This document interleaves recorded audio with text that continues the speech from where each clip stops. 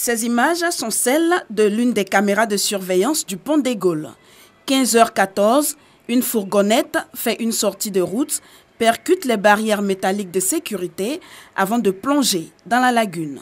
Quelques minutes après le drame, les forces de police et les sapeurs-pompiers militaires sont sur les lieux pour tenter de sauver les éventuelles victimes.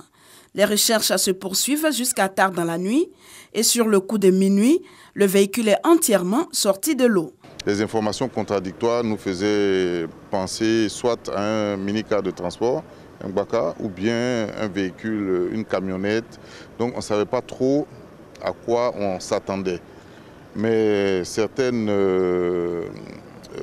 recherches nous ont permis de retrouver vraiment le type de véhicule par les caméras de vidéosurveillance. Donc on était assuré qu'il s'agissait d'une fourgonnette.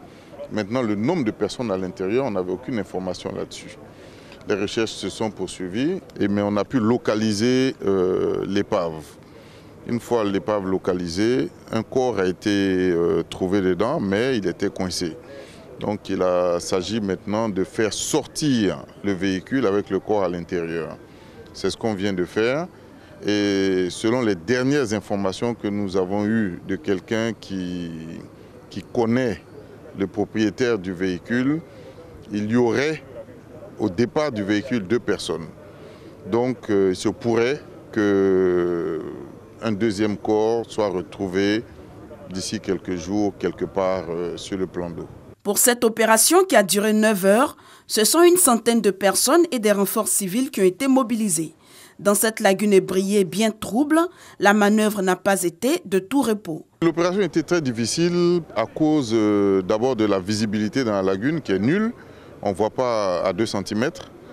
Et ensuite le courant. Le courant est très fort dans la lagune. On ne l'imagine pas, mais il est très fort. Donc ces 2 facteurs-là ont rendu l'opération très délicate. Un corps repêché, identifié comme étant l'apprenti. Le chauffeur de la fourgonnette reste introuvable. L'enquête ouverte s'attellera à trouver la cause de ce drame qui s'est produit là où le 10 juin 2016, un camion de ramassage d'ordures avait plongé, faisant un mort et un disparu également.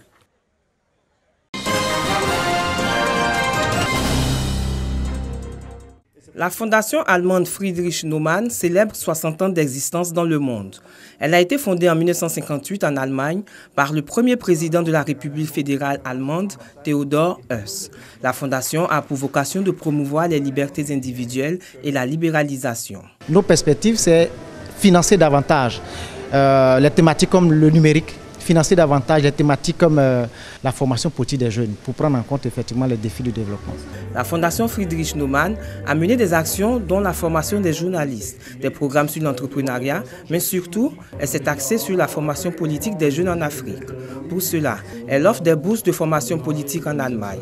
Certains ministres ivoiriens en ont bénéficié, notamment le ministre de la Communication et des Médias, Sidi Touré. Pour bénéficier de ces offres, il faut être membre d'un parti politique ou d'une association. Visitez la page officielle de la Fondation et s'inscrire aux offres publiées sur cette page. La Fondation Friedrich Naumann existe dans 60 pays. Sa première installation en Côte d'Ivoire date de 1980. La Fondation souhaite apporter davantage de financement à certains partis politiques dans le cadre de leur action en Côte d'Ivoire.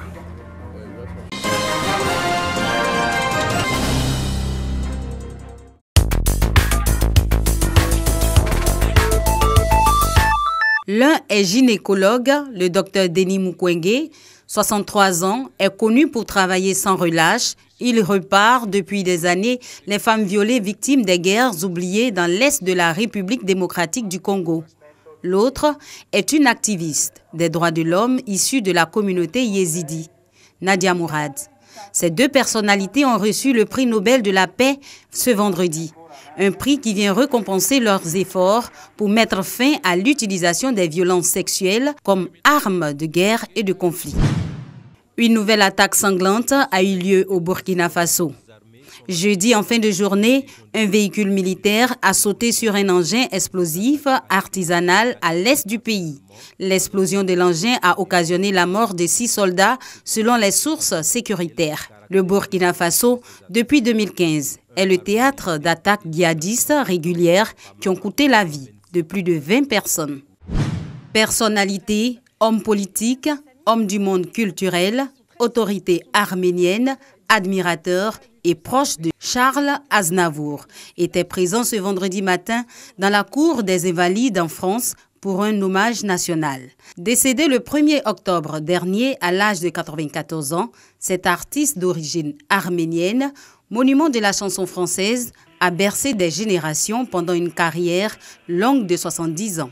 Il sera inhumé demain samedi dans la plus stricte intimité familiale à Montfort, Lamourie, en France.